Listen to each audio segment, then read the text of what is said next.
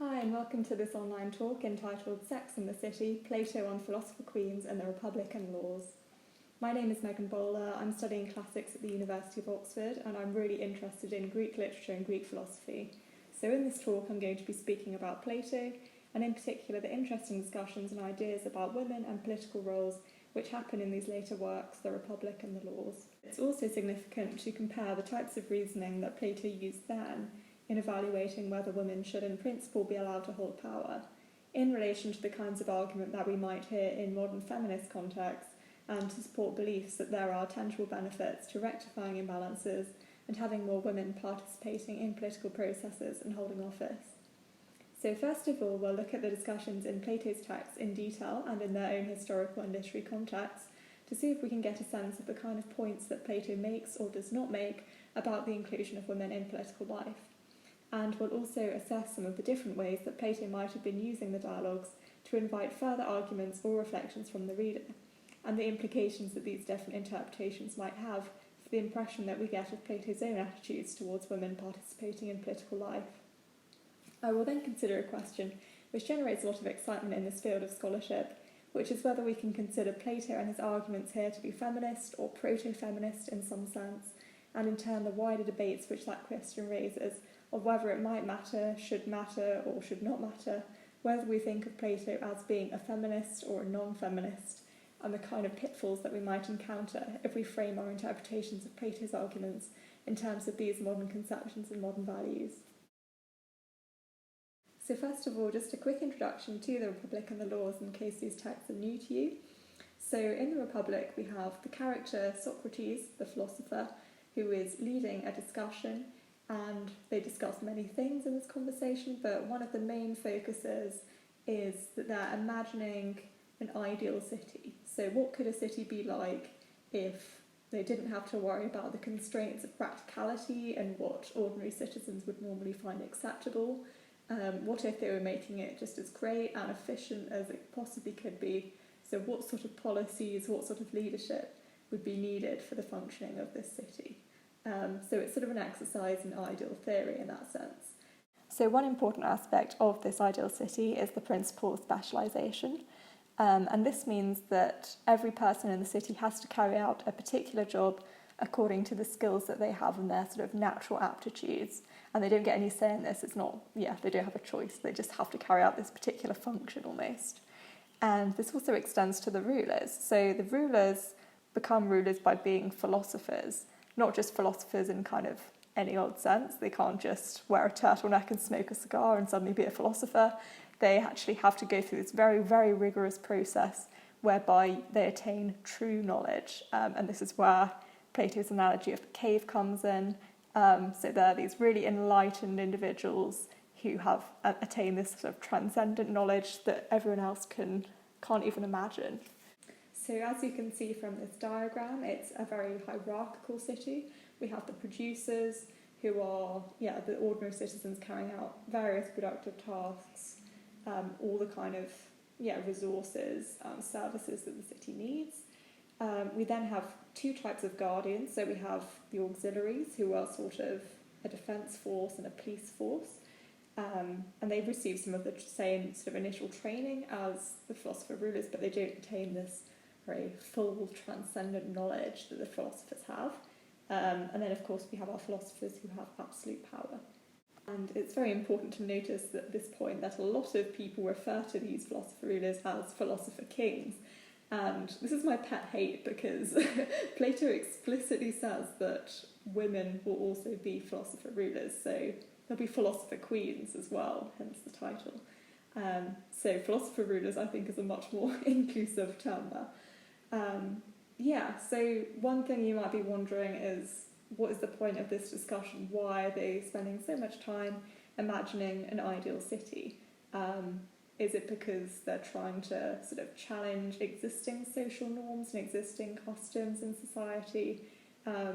Is it because they actually want people to go out and build the city, or because they want people to maybe go kind of halfway between the two and say approximate some of these policies in real life? There's no straight answers. There's a lot of debate here, of course. So on to the laws then. This is similar in some ways to the Republic because we still have a dialogue and it's still about imagining an ideal city. But this time, instead of Socrates, we have 3 representatives from Athens, Sparta and Crete. And they have a conversation about creating an ideal city, I suppose taking the best bits from all of their respective societies. So there's still a level of idealisation. They're imagining something without too much concern for the practicalities, but there's also a sense in which they're thinking more about what would actually be feasible compared to the Republic. So what policies would people actually accept in a real city is more of a concern in this book. So as well as, some changes in the kind of policies that we see, we also see that Plato is perhaps making a methodological point. So there's a process of making compromises between ideal principles that he might have developed in philosophy and between the realities of trying to set up a state that people would be convinced by and people would willingly live in.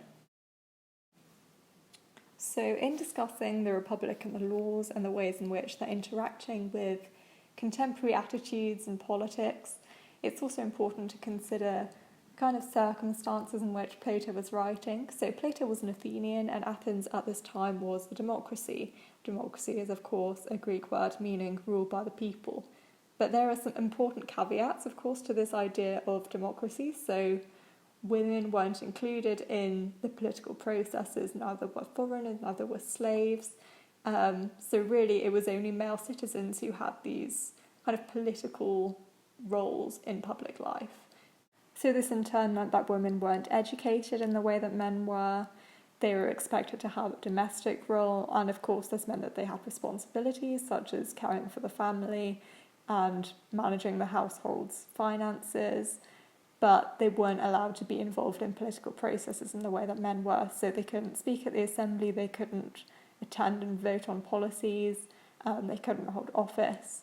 So in this sense, they didn't really have a political role. However, it's also worth pointing out at this point that political, as a Greek word, meant pertaining to the polis, and the polis being the city. So related in some way to public life and the functioning of the city. So really this is distinction between public life and private life, and women of course were associated more with the private domain, but this didn't mean that women had no roles in public life. For example, they did have roles in religious ceremonies and processions, and they could also become priestesses.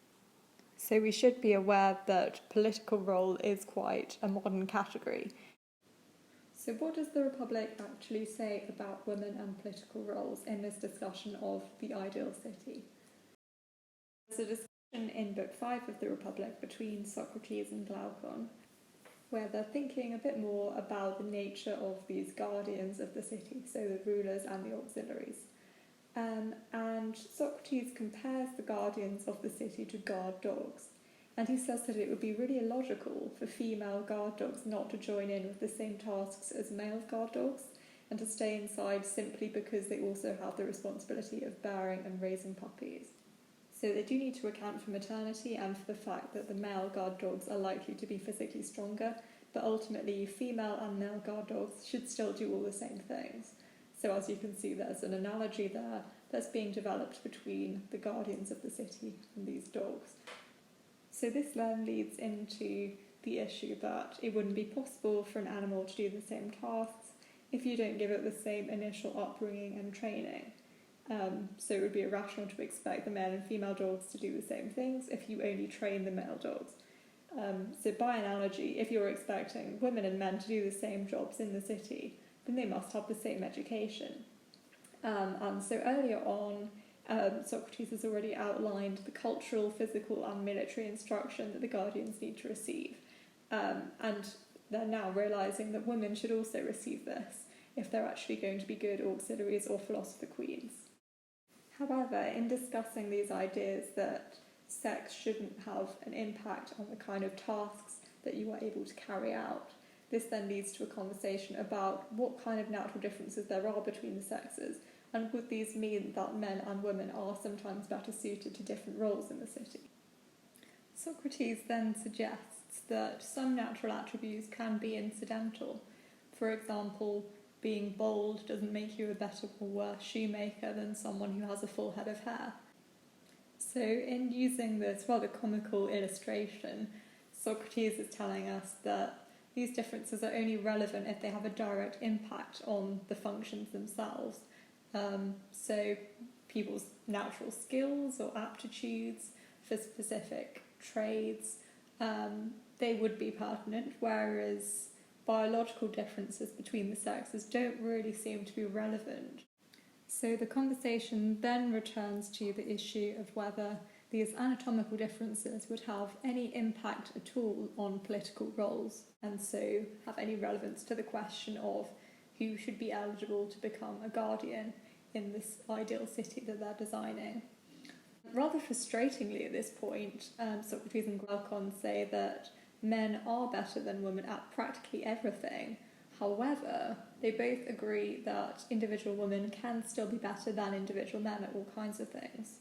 So this in turn means that efficiency and this principle of specialisation demands that they do need to allocate roles in the city on the basis of aptitude alone, and as a result they should not rule out women because it's possible that some might have the right talents and it would be a complete waste otherwise of these talents. So as we can see, Plato here is using Socrates to voice an important and very countercultural argument here. And Socrates continues to remind his interlocutors that there will be female guardians too, is the point that he is committed to in the rest of the discussion in the Republic. Enabling women to be guardians will also require a change in social conditions. So this possibility that women could be in a position to be guardians arises when the conditions in this ideal city are such that women would be relieved of the familial and domestic responsibilities. This is really interesting because it suggests that Plato has some sort of awareness that if you're suddenly going to expect women to participate in public life and in political life as equals to men, then you need to acknowledge that in this conventional status quo, then women do have these additional burdens on their time and these additional responsibilities that do matter. It's unfair to expect women to continue to fulfill their private domestic role in addition to these new public roles. They can't do everything. And so it's actually that these domestic and familial arrangements also need to be reconfigured in order for women to participate fully. However, we should also avoid getting carried away and immediately getting very excited that Plato was a hardcore feminist. And although he does have these seemingly modern arguments, there is also a sense in which there are a lot of limitations to this particular account of what political roles women should have. So first of all, it seems that this account is very specific just to the female guardians.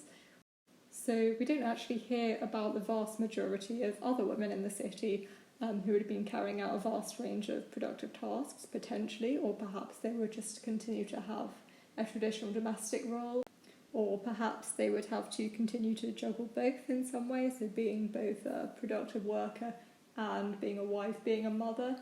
So we just don't really hear about them, so it's hard to say that Plato is committing to any sort of feminist stance because we don't know if he's actually interested in of all women or if it's just this very small minority of women who happen to have the skills needed to be guardians and the rest are irrelevant. That's one very important limitation. Secondly, comparing Plato's arguments to those of modern day feminism, there are some obvious similarities, but there are also a lot of differences.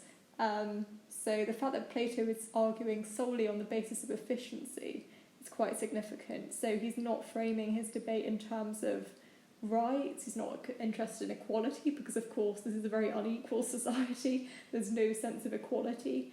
The same with individual liberties and freedom. Certainly this is not a discussion about, everyone should have the freedom to be whoever they want to be. This is not that kind of society at all. And likewise, we might say that it's a good thing to have women in leadership because of representation, the idea that you're having leaders who represent different people within society, and that they'd be voicing different perspectives and different life experiences. Instead, Plato is very much only interested in this logic of efficiency. There's no sort of separate accompanying logic of egalitarianism or fairness. And of course, his argument of efficiency is an important one. It's still one that's cited today by many economists when they look at countries where economies are being held back because of a lack of female participation in the workforce. But it's certainly not the only one that we would see in modern day feminism, and especially the kind of principles of perhaps liberal feminism. We also get the impression that these women who have the aptitude to be guardians are seen as sort of brilliant exceptions, and they're not like other women, and they almost defy the character of their sex in being suitable for being guardians. So there's no claim here that women in general and men in general are equal and equally capable. It's a sense that these women are perhaps unusual exceptions. And perhaps the most problematic part of this conversation in the Republic is that there seems to be a bit of an inconsistency. So Socrates and Glaucon agree that men are better at practically everything than women, but they still argue that individual women could be able to perform any role at all, despite this sort of natural weakness that they have and this relative lack of talent for learning new things. So indeed, some people have wondered, including Julianus, and it's a very important argument, that it's possible that Plato was actually hoping to encourage further criticism of this argument, but he perhaps wants his readers to read this very critically and question whether women would ever really have the substance that is needed to be a guardian, given it's so rigorous and so difficult to undergo that training, and especially to be a ruler, to attain full knowledge. So perhaps Plato is deliberately making us challenge the kind of reasoning that Socrates and Glaucon are putting forward here, and even to think that perhaps women aren't in political roles for a reason. As a result, the dialogue is actually doing more to affirm the status quo than it is to undermine it. However, I think it is perhaps possible to interpret Plato's argumentation strategy a bit more generously, and to wonder actually if the opposite is happening. Is he encouraging us, through the arguments he uses, to think more critically and more radically about gendered norms, and whether the assumption that women are inferior and have these sort of natural drawbacks is itself unfounded? Of course, this is one possible interpretation. You don't necessarily have to accept it. You might prefer Julianus's interpretation, but both of these possibilities are definitely really important for the question of whether we think Plato was serious about the advocacy of women's inclusion in public and political life, or whether this was just a provocative ideal, or one which he even intended people to challenge or even reject. So firstly, we have a bit of a U-turn which seems quite sudden and dramatic, between Socrates and Glaucon agreeing that natural attributes and biological differences can be incidental and can have no impact at all on your aptitude or inclination for a particular skill or trade, to then suddenly saying, oh, men are better at practically everything than women. It seems to be something that doesn't really follow. It seems quite abrupt, and there's no serious argumentative justification for this assumption that men are better than women. I think, given they've been so careful elsewhere to justify and to expand on their reasoning, to then suddenly throw in this assumption out of nowhere, to me it seems like Plato is inviting us to reflect more on this, and maybe to challenge this assumption and the logical basis that it's founded on.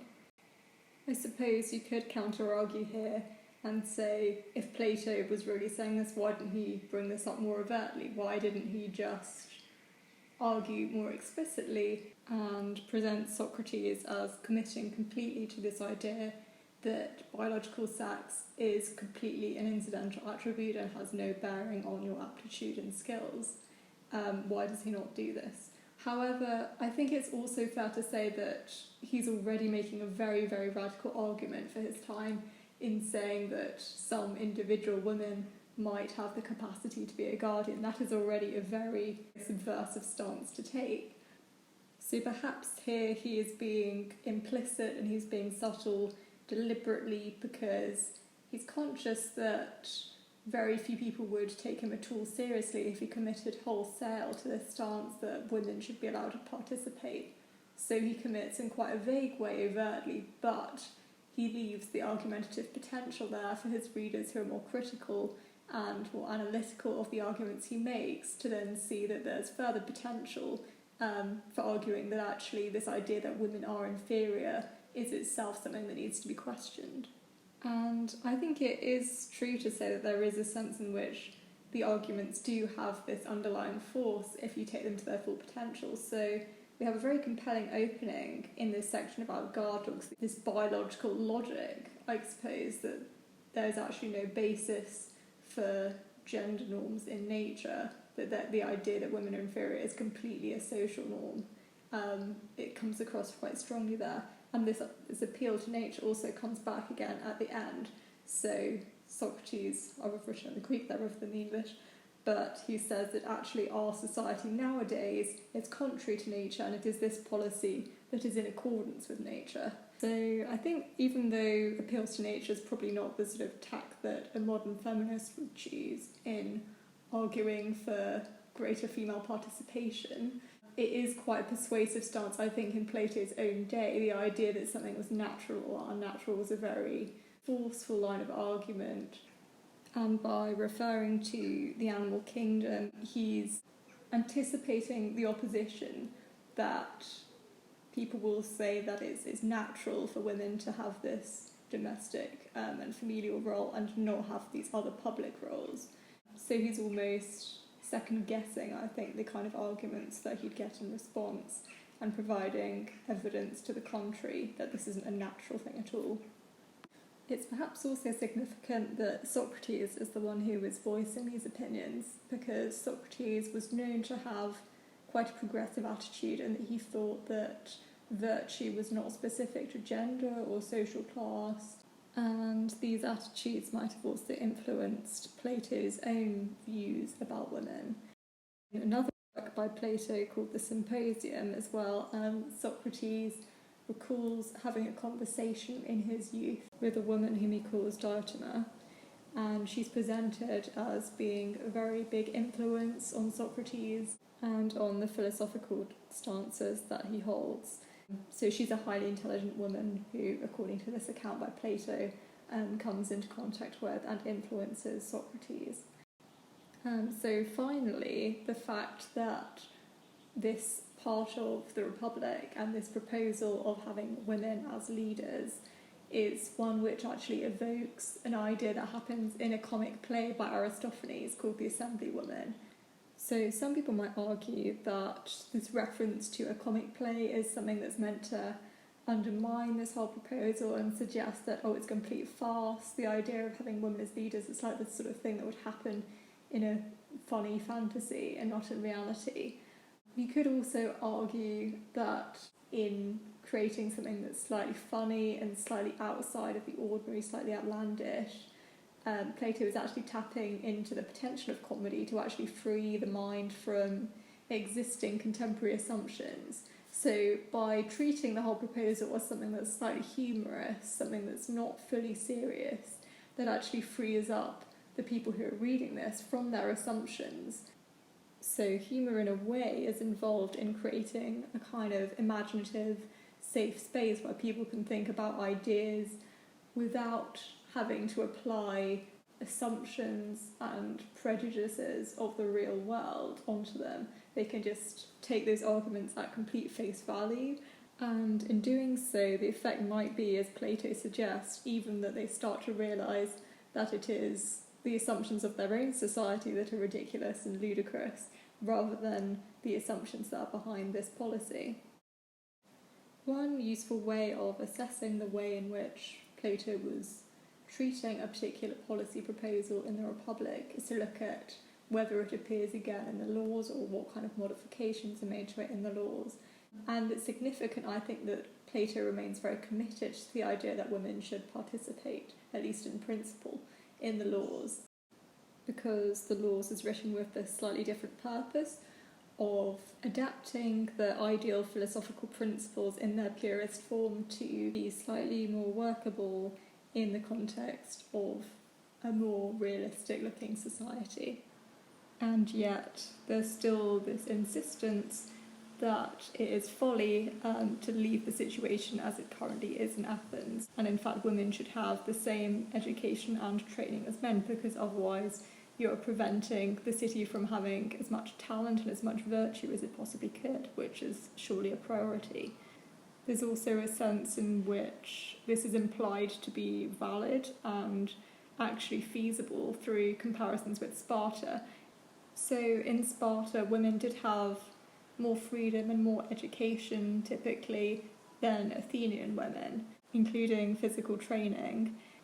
So by creating these comparisons with other successful cities, there is perhaps an impression that Plato is suggesting that maybe approximating this ideal principle, maybe not carrying out to its full potential, but maybe approximating it, is something that has actual plausibility. This isn't just the realm of thought experiment.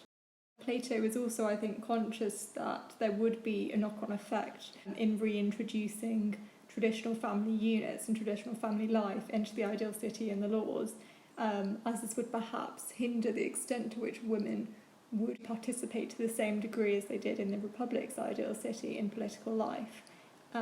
So whilst there are a lot of really strong statements in the Laws arguing that in principle women should have the same sort of political roles as men, it's uncertain whether their eligibilities would be precisely the same. There's a lot of vagueness, I think, in the Laws about the sort of powers that women could actually hold. So it says that women could hold archas in the Greek, which means offices or powers, albeit from the age of 40 rather than 30. And the reason that they can do this is because the eligibility to be involved in politics in this ideal city is that you have a military role of some sort, and women do have some kind of military role. Again, this is very ambiguous. So it's uncertain whether they have precisely the same status as men in political life and in military life. But it is made clear that they are involved to some extent, even if this is not as much as it could ideally be because of the constraints that are on women now in this society that is more close to the real societies of Plato's own day. On the other hand, the Laws does actually contain quite a lot of stereotypical criticisms of women, as did the Republic as well, sort of implying that the quality of being woman-like was a negative thing, and the idea that women are naturally less capable than men. However, you could perhaps counter-argue that there is a contrast being drawn between women who have their capacities limited and curtailed by societal norms, and between women who have the ability under these new set of social conditions to unlock their full potential. So there's a sense in which you can argue that the criticism is really at social values rather than at women. So just to recap then, overall Plato seems to be arguing through the Republic and then the Laws that women having the eligibility to participate fully in every aspect of public life is a valuable and constructive ideal, but maybe one which it would be difficult to fulfil completely in the context of a real polis, particularly given the social norms as they currently were surrounding family units. Nonetheless, very beneficial to approximate as far as possible, and in the Laws, Sparta is applied as an example of this sort of compromise. But we should also, of course, be conscious that Plato is speaking in terms of thought experiments rather than explicitly issuing recommendations for real cities. He does seem to advocate that if a woman has the qualities needed for political involvement or leadership, then it should be permissible, or otherwise the city is wasting its talents. But he doesn't necessarily seem to anticipate that women would often have these necessary qualities, or that it would be the norm for women in general to participate in this way, hence this brilliant exceptions idea that we talked about. And nor does he argue that there are specific benefits to having women in office beyond this logical efficiency. So this in turn might raise further questions of whether we should think of Plato's arguments as being feminist arguments or proto-feminist arguments in some way. But to do so, that means that we need to think about what do we really mean when we're speaking about feminist arguments. What does that label mean? So of course we can talk about feminism in quite a historically specific sense, so associating it with specific movements of feminism in fairly recent history. But we can nonetheless also think of things being feminist or non-feminist in a less temporal sense, so in terms of individuals who are perhaps thinking and theorising about the roles of women, even if they were not part of a particular movement or if there was no such movements going on at the time that they lived. And within feminism, we can also distinguish between a normative claim that is made, which is that men and women are entitled to equal rights and respect, men and women are equals. And of course, we can expand that today to say people of all sex and gender identities are entitled to equal rights and respect.